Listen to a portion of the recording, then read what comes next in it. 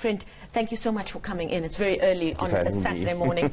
A very serious conversation to have so early in the morning. I mean, I just looked at some of the headlines we've seen over the last year or so. We can say years.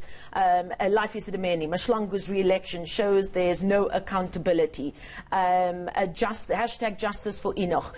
Protesters and parents demand accountability. State capture. Global banks and corporates must be held accountable. Accountability, or the lack thereof, is something that we see in news stories all the time. Do we as a South African society have a problem with the very definition of what accountability is or should be? I definitely think we've got a big problem in terms of accountability. We read these stories and people are always asking, why did someone not do something or say something? And I think that lies at the heart of accountability. There's really two sides to it.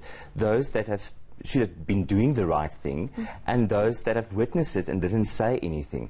So it's a very complex phenomena, and I think there are many facets to it, but I certainly think this is something that we see across all spectrums. You know, we see this in schools, we see this in the workplace, we see it in the political sphere. So it definitely is a problem that extends across the spectrum.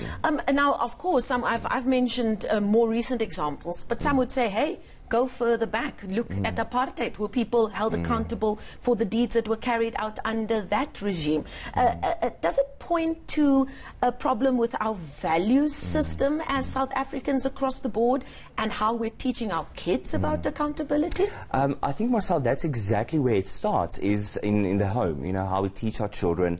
It boils down to values, and I think especially the value of empathy, where I can see that my actions can have an impact on you, and therefore I have to act in a way that is responsible. So there's quite a bit that parents can do in terms of raising children to be responsible and good citizens. It's after all, after modeling after our parents and our caregivers, that we pick up these behaviors. So it does go way back to you know, the parenting styles and the caregivers keeping children accountable as well. Now, accountability is a very big word for a child to say. If you were speaking to parents who might be watching us right now, enjoying a quiet cup of coffee before the kids wake up, how do you even start to have that conversation, and at what age?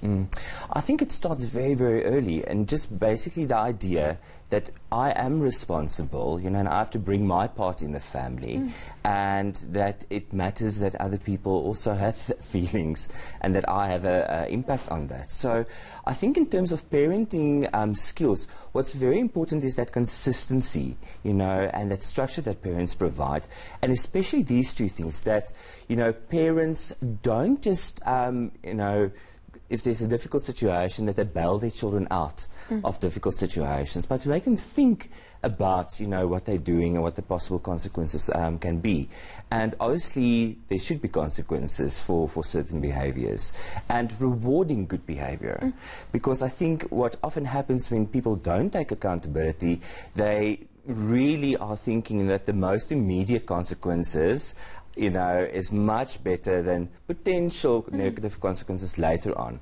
So reward positive behavior, like responsibility. Do you believe that if those kinds of seeds are planted at the right age and nurtured in the right way, using the right language in your homes and in our classrooms, that it could have an impact a couple of generations down the line, and that we'll eventually sit with the community, perhaps start small, start with your neighborhood, your church community, perhaps your broader city, and then at society as a whole, that we can see a turnaround in how these kinds of things are approached at leadership level? Absolutely. It can always start from the bottom up. But I also think that in our modern day South Africa, you know, that on all levels, that there are just consequences and consistency for, you know, for behaviors. I think that's important. One of the other, you know, issues that we also need to look at is this whole phenomena when people are in groups, you know, and how they behave. Often, you know, when there are more people, accountability actually goes down. It's called the bystander effect. Why is that? We diffuse responsibility. You know, the more people there are, the more the self goes into the background, and I'm thinking, well, it's really the other person that should be taking the responsibility. No, it's not my story. Not my story, my responsibility. And so when you are in a very difficult situation, and there are more people, the chances are actually less that you're going to be helped. So we want to move the bystander effect to the upstander, that we can stand up for what's right. You know, if you think about school, stand up for that kid that's being bullied. If we're in the workplace, stand up for, you know, what's right, what's true. And speak up. I suppose that then takes us further to how we deal with whistleblowers in various situations as well.